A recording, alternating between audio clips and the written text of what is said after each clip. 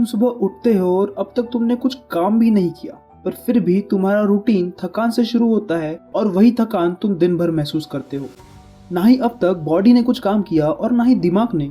तो सवाल ये है कि आखिर ये थकान आई कहाँ से और क्यों हम हमेशा थके थके रहते हैं। इस सवाल का जवाब ढूंढने से पहले हमें समझना होगा कि थकान होती क्या है और कितने टाइप्स की होती है।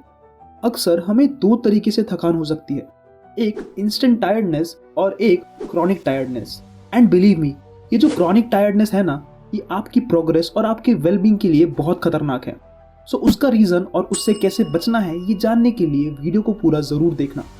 Number 1, instant tiredness. आपने नोटिस किया होगा, कभी कभी सब ठीक चल रहा होता है पर अचानक से एक फोन कॉल या फिर आपके मैनेजर का एक पिंग और आपके एनर्जी लेवल्स सडनली गिर जाते हैं। आपने अभी काम शुरू भी नहीं किया पर आप अभी से थक गए हो। दरअसल ये एक इवोल्यूशनरी मैकेनिज्म होता है जहां आपका ब्रेन एफर्ट्स वर्सेस रिवॉर्ड्स को कैलकुलेट करता है। अगर आपके ब्रेन को लगता है कि इस काम में ज्यादा एनर्जी खर्च होगी और इसका आउटपुट बहुत ही कम निकलेगा, तो ब्रेन सीधा उस काम को करने से ही मना कर देता है। तेरे को क्या है, बहुत मजाक लग रहा है तेरे को ये सब चीज? मत कर बेटा, मत कर। मैं बोल रहा हूँ बेटा, मत कर ये सब। ब्रेन बॉडी में टायर्डनेस के सिग्नल्स को भेजने लगता है और इसीलिए कभी कभी सिर्फ काम का ख्याल आने से ही थकान आ जाती है। अब इस इंस्टेंट टायर्डनेस से बचने के सॉल्यूशंस मैं आपको आगे बताऊंगा, लेकिन उससे पहले समझते हैं दूसरा टाइप, जिसे हम जनरल या फिर क्रॉनिक टायर्डनेस कहते हैं, जो कि कहानी का असली विलन है। सुबह उठने से रात को सोने तक एक एवरेज एडल्ट रोज लगभग 30 से 35 हजार डिसीजंस लेता है। कपड़े क्या पहने, क्या खाए, कौन सा मेल ओपन करे या फिर कौन सा इग्नोर करे, कौन सी रील देखे, किसे स्किप करे, किससे बात करे या फिर किससे ना करे।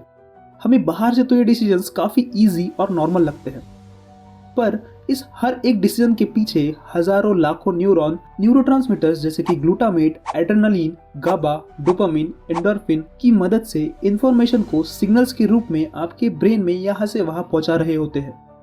आप जितने डिसीजंस लेते हैं उतना ज्यादा ये न्यूरोट्रांसमीटर्स काम करते हैं और एट द एंड आपका ब्रेन इन न्यूरोट्रांसमीटर्स से क्लॉग हो जाता है और रिजल्ट, दिमाग हैवी और फोकस जीरो। इस प्रोसेस में इतनी एनर्जी कंज्यूम हो जाती है कि फिर बेसिक डिसीजंस लेने का भी मन नहीं करता और आपको थकान महसूस होने लगती है। इतना ही नहीं बल्कि लॉन्ग टर्म में ये इम्बैलेंस ग्लूटामेटर्जिक सिग्नलिंग माइग्रेन और टॉरेट सिंड्रोम जैसी बीमारियां भी पैदा करती है। आज की इस हसल कल्चर में हम दिमाग को रेस्ट का मौका ही नहीं देते। सुबह 9 बजे चेयर पर बैठे तो सीधा शाम 7 को काम खत्म करके उठते हैं। कॉर्पोरेट में तो ये टाइम कभी कभी 11 से 12 भी हो जाता है। इन सब के बीच में नोटिफिकेशंस, मीटिंग और मैसेजेस का प्रेशर, ब्रेन को टाइम ही नहीं मिलता आपके क्लॉग हुए न्यूरोट्रांसमीटर्स को क्लीन करने का। इसीलिए शाम तक हम फिजिकली तो जिंदा होते हैं पर मेंटली खत्म हो जाते हैं और फिर इस जले पर नमक छिड़कने के लिए आ जाती है आपकी पूरी तरह से खराब हो चुकी स्लीप साइकिल। रात के समय ब्राइट लाइटिंग, टेलीविजन और मोबाइल स्क्रीन के एक्सपोजर से मेलाटोनिन और एडिनोसाइन की रिलीज साइकिल इरेगुलर हो जाती है, जिससे रात को 10 या 11 बजे सोने की जगह आप 2 या 3 बजे सोते हो। और जब बड़ी मुश्किल से आपका ब्रेन रेस्ट लेने लगता है और सारा केमिकल लोचा साफ कर रहा होता है, तभी बजता है सुबह 6 का अलार्म।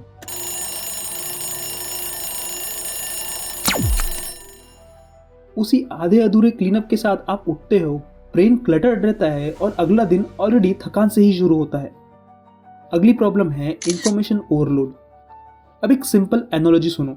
सोचो तुम गिटार प्रैक्टिस कर रहे हो और साथ में हर 5 मिनट में 10 पुशअप भी मार रहे हो। पुशअप्स गलत नहीं है, पर गिटार सीखने में कोई हेल्प भी नहीं कर रहे। ये सिर्फ आपकी एनर्जी को वेस्ट कर रहे हैं। इंटरनेट पर हम यही करते हैं। हम इतनी सारी न्यूज़, रील्स, ओपिनियन, मैसेजेस सब कुछ प्रोसेस कर रहे हैं, जिसकी शायद हमें फ्यूचर में कभी ज़रूरत भी नहीं पड़ने वाली। मैं दावे के साथ कह सकता हूँ कि आपको आपने थोड़ी देर पहले देखी हुई 5 रील्स का भी कंटेंट याद नहीं होगा। वो रील्स आपको डोपामीन से बस डिसेंसिटाइज करके गई है। आपका ब्रेन आपकी बॉडी की 20 to 25% एनर्जी अकेला यूज करता है और मेरे हिसाब से उसमें से आधी तो हम अननेसेसरी इंफॉर्मेशन को प्रोसेस करने में ही खर्च कर देते हैं, जो लगभग टोटल एनर्जी का 10% होता है। और न्यूरोट्रांसमीटर से जो ब्रेन में क्लटर हुआ, उसके क्लीनअप में लगने वाली एनर्जी अलग।